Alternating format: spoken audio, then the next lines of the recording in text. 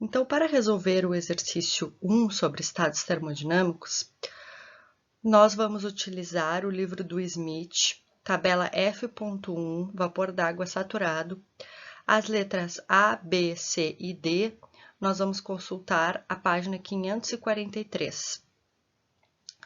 Vale lembrar que essa análise pode ser feita com qualquer outra referência de termodinâmica a partir das tabelas de vapor que geralmente estão no final dos livros. Bom, então nós temos que a pressão de operação é 1 megapascal. Como no livro do Smith a pressão está em quilopascal, nós vamos dizer que 1 megapascal é aproximadamente 1002,7 quilopascal. A leitura da temperatura de saturação é igual a 180 graus Celsius. A temperatura de operação é 207 graus Celsius. Isso quer dizer que, dada a pressão de 1 megapascal, a temperatura é maior que a temperatura de saturação. 207 é maior que 180 graus, o que caracteriza o estado de vapor superaquecido. Na letra B, nós temos a mesma pressão, 1 megapascal, que equivale a 1002,7 quilopascal, só que a temperatura de operação é 107 graus Celsius, o que quer dizer que a temperatura de operação ela é menor que a temperatura de saturação, o que caracteriza líquido comprimido. A letra C, nós temos que a temperatura de operação é aproximadamente igual à temperatura de saturação. 179,91 é aproximadamente igual a 180. Então, neste caso, nós temos três opções: quando a temperatura é igual à temperatura de saturação, ou quando a pressão é igual à pressão de saturação. Líquido saturado, equilíbrio líquido e vapor, e vapor saturado. Para escolher uma dessas três opções, nós temos que olhar para a qualidade, para o X, ou seja, para a fração mássica na fase vapor. Como a fração mássica na fase vapor é zero, nós temos o estado de líquido saturado. Na letra D, de forma semelhante, nós temos que a temperatura de operação, 179,91 graus Celsius, é igual à temperatura de saturação, 180 graus Celsius. A qualidade, neste caso, a fração mássica na fase vapor, é 0,45. Então, neste caso, nós temos o estado de equilíbrio líquido-vapor. Então, aqui nós temos a tabela F.1 de vapor d'água saturado do livro do Smith, página 543. Então, nós temos aqui temperatura em graus Celsius, temperatura em Kelvin, pressão em quilopascal, volume específico em centímetros cúbicos por grama, energia interna em quilojoules por quilo, entalpia em quilojoules por quilo, entropia em quilojoules por quilo por Kelvin. Tá? Neste primeiro momento, nós só vamos olhar para a temperatura e para a pressão. Então, nós temos a pressão de 1 megapascal, que nós aproximamos para 1002,7 quilopascal, e aí nós fazemos a leitura da temperatura de saturação, que equivale a 180 graus Celsius. As letras E, F e G, nós ainda vamos consultar o livro do Smith, tabela F.1 de vapor d'água saturado, só que agora na página 544, pois a nossa temperatura de operação é 340 graus Celsius. A pressão de saturação lida equivalente é 14.605,2 kPa. Na letra E, a pressão de operação é 21 megapascal, igual a 21.000 kPa. Então, dada a temperatura de operação de 340 graus Celsius, a pressão de operação ela é maior que a pressão de saturação, o que caracteriza líquido comprimido. Na letra F, nós temos que a pressão de operação é 2,1 megapascal. 2,1 megapascal equivale a 2.100 quilopascal. Neste caso, a pressão de operação ela é menor que a pressão de saturação, o que caracteriza o estado de vapor superaquecido. E na letra G, nós temos que a pressão de operação é igual a 14,586 megapascal, o que equivale aproximadamente a igual à pressão de saturação de 14.605,2 kPa. Só que agora, neste caso, a qualidade, a fração mássica de vapor é igual a 1, o que caracteriza o estado de vapor saturado. Então, aqui nós temos a tabela do livro do Smith, página 544, que foi utilizado para resolver as letras E, F e G do exercício 1 de estados termodinâmicos. Então, nós temos a temperatura de operação de 340 graus Celsius, o que equivale a uma pressão de saturação de 14.605,2 kPa, aproximadamente igual a 14 megapascal. Exercício 2. Um tanque rígido, o que é sinônimo de volume constante, contém vapor saturado a 0,1 megapascal, calor adicionado ao vapor, aumentando a pressão para 0,3 megapascal. Qual é a temperatura final do vapor? Então, para auxiliar na resolução do exercício 2, além das tabelas de vapor saturado e vapor superaquecido, nós temos um gráfico de pressão versus volume.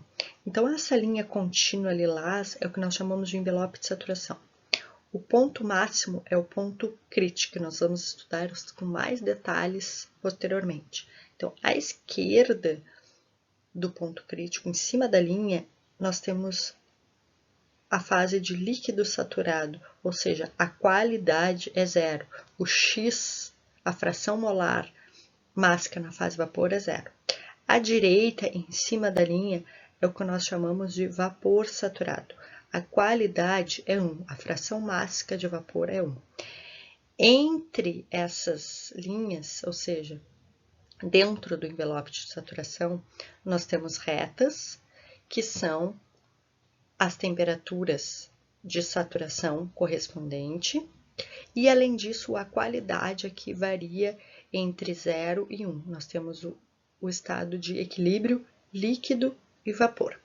Bom, o estado 1, nós conhecemos a pressão, 0,1 megapascal, e nós conhecemos também o estado de vapor saturado. Então, nós temos a pressão e vamos até em cima da linha de saturação de vapor saturado e podemos ler na tabela de saturação a temperatura correspondente, pois se é estado de vapor saturado, a temperatura de operação será de saturação, que equivale a 99,63 graus Celsius. Para o estado 2, nós vamos ler o volume específico, certo? E nós vamos manter o volume constante e vamos até a pressão de 0,3 mega. E aí nós vamos entrar na região de vapor superaquecido. A leitura é feita então na tabela de vapor superaquecido, temperatura correspondente de 133,55 graus Celsius.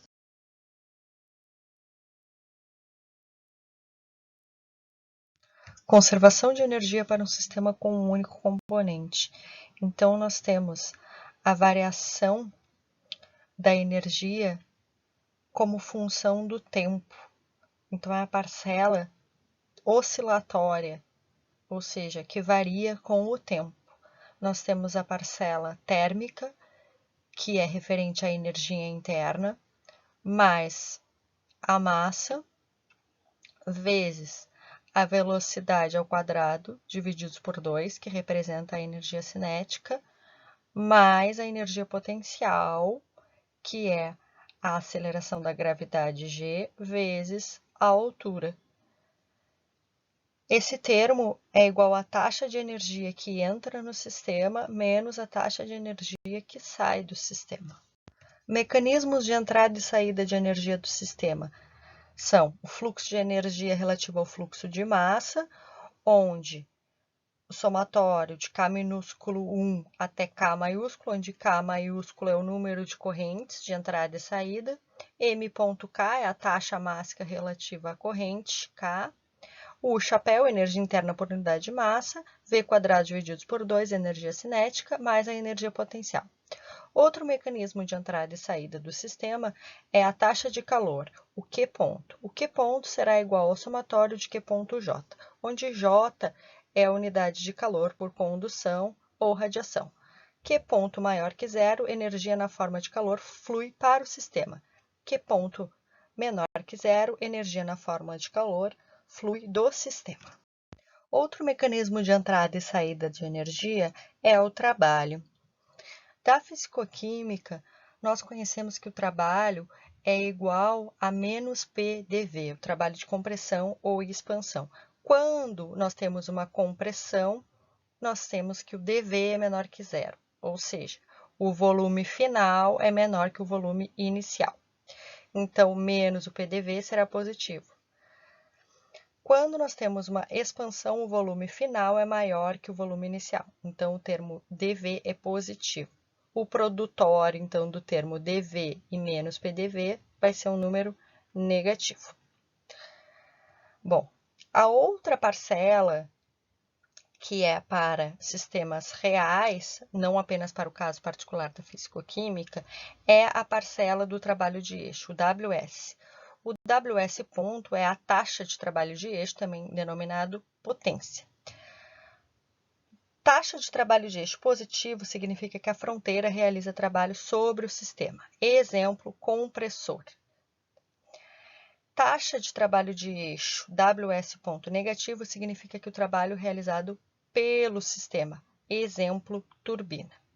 Este tipo de equipamento, esses dois tipos de equipamento, eles estão ligados à rede elétrica. Ou eles fornecem energia para a rede elétrica, ou eles precisam da rede elétrica para funcionar. Outro mecanismo de entrada e saída de energia é o trabalho do fluxo do fluido contra a pressão. Fluxo de energia devido ao movimento do fluido.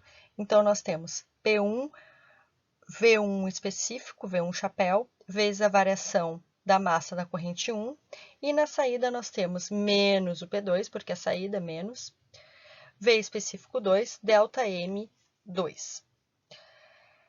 Este termo generalizado é a taxa de trabalho feito no sistema devido à variação de pressão. Então, será o somatório de K1 até K maiúsculo, M.K, P, V chapéu, K.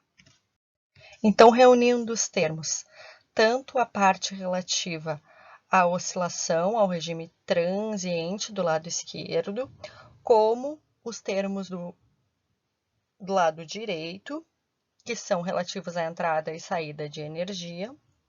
Além disso, nós podemos notar que aqui nós temos somatório de K minúsculo 1 até K maiúsculo de M.K, o chapéu. E aqui também nós temos somatório de K minúsculo 1 até K maiúsculo de M.K, P, V chapéu, K. Reunindo, então, este termo de somatório e de U mais PV, nós temos que é igual a entalpia. Então, nós juntamos esses dois termos de U chapéu e PVE e colocamos junto com os somatórios e chamamos de H chapéu. Então, esta equação detalhada com contorno azul é a equação geral para a conservação de energia. E aí nós temos os casos especiais. Quando o sistema é fechado, nós temos que o M.K é igual a zero. Significa que todo este primeiro termo do lado direito é zero. Processo adiabático, não troca calor, significa que o Q ponto é zero. Sistema aberto no estado estacionário, significa que a parte de variação com o tempo, tanto o termo du, m, v quadrado, mais a parte potencial relativa ao tempo será zero, como a parte também de dV, dt será zero quando estamos em estado estacionário, regime transiente. Sem trabalho de eixo, significa que o WS ponto é zero, ou seja, a potência é zero, o sistema não é ligado à rede elétrica. E uniforme significa que a energia interna pode ser escrita como M vezes o chapéu, pois o chapéu tem unidade de energia por massa. Não tem variação de massa. Em alguns casos, a equação geral de conservação de energia, ela precisa ser integrada. Por exemplo, quando uma das variáveis não é o Q ponto, e simplesmente só o calor, ou não é o WS o ponto, e simplesmente só o WS. Ou nós não conhecemos, por exemplo, a taxa mássica e nós conhecemos a massa. Então, em alguns casos, nós precisamos integrar aquela equação geral. Então, nós vamos integrar primeiro o termo do lado esquerdo, né? Integral de T1 até T2 deste termo. Já resolvendo a integral, então a integral de du mais mv quadrado dividido por 2 mais a parte potencial é simplesmente o resultado, este termo, sem o d, certo? No tempo 2, menos este mesmo termo no tempo 1. Além disso, as propriedades termodinâmicas são independentes do tempo. Isso significa que a parcela relativa à entrada e saída de energia do lado direito, somatório de K minúsculo 1 até K, H chapéu mais V quadrado, divididos por 2, mais a energia potencial, é uma constante. Então, a integral só fica integral de T1 até T2 de m.k dt. A integral de m.k dt será o m, o próprio m, por só unidade de massa, no tempo 2 menos o m no tempo 1. M no tempo 2 menos o m no tempo 1 é o mesmo que chamar ΔmK. Por definição, a integral de f' dx é o mesmo que escrever df dx dx. Então, nós cancelamos o dx sem limites e a integral de df é o próprio f. Por analogia, nós temos que a integral de q ponto dt é o mesmo que escrever dq dt, cancelamos o dt e a integral do dq é o próprio q. De forma análoga, a integral de ws ponto dt é o próprio ws. A integral de p dv dt vezes dt, nós cancelamos os dt's e ficamos com a integral de v no tempo 1 até v no tempo 2, p dv. O resultado será p, v no tempo 2, menos v no tempo 1. Então, substituindo esses valores das integrais, nós temos a equação em destaque aqui em azul na forma integrada. Lembrando que v no tempo 2 menos v no tempo 1 é o mesmo que ΔV. A capacidade calorífica a volume constante é definida como CV molar com função de temperatura e volume, que é igual à variação da energia interna em relação à temperatura com o volume constante. E a capacidade calorífica a pressão constante é o CP molar com função de temperatura e pressão, que é igual à variação da entalpia em relação à temperatura com a pressão constante. Propriedades de uma mistura bifásica para o sistema unicomponente. Então, nós temos o θ, chapéu, que é a propriedade por unidade de massa. Essa propriedade ela terá uma contribuição da fração mássica do sistema na fase 1, vezes a propriedade intensiva da fase 1, sendo energia interna, ou volume, ou entalpia, ou entropia por unidade de massa, mais a fração mássica do sistema na fase 2. Lembrando que a fração mássica do sistema na fase 2 pode ser substituída por 1 menos a fração mássica do sistema na fase 1. A fase 1, por exemplo, pode ser líquido, a fase 2 vapor, ou a fase 1 pode ser líquido, a fase 2 sólido, ou ainda uma mistura bifásica sólido-vapor. Aqui temos alguns exemplos de propriedade de mistura bifásica, por exemplo, a variação da entalpia de vaporização. Ela será a entalpia específica do vapor menos a entalpia específica do líquido. A entalpia molar de vaporização será a entalpia molar do vapor menos a entalpia molar do líquido. A entalpia molar da fusão será a entalpia molar do líquido menos a entalpia molar do sólido. E a entalpia molar da sublimação será a entalpia molar do vapor menos a entalpia molar do sólido.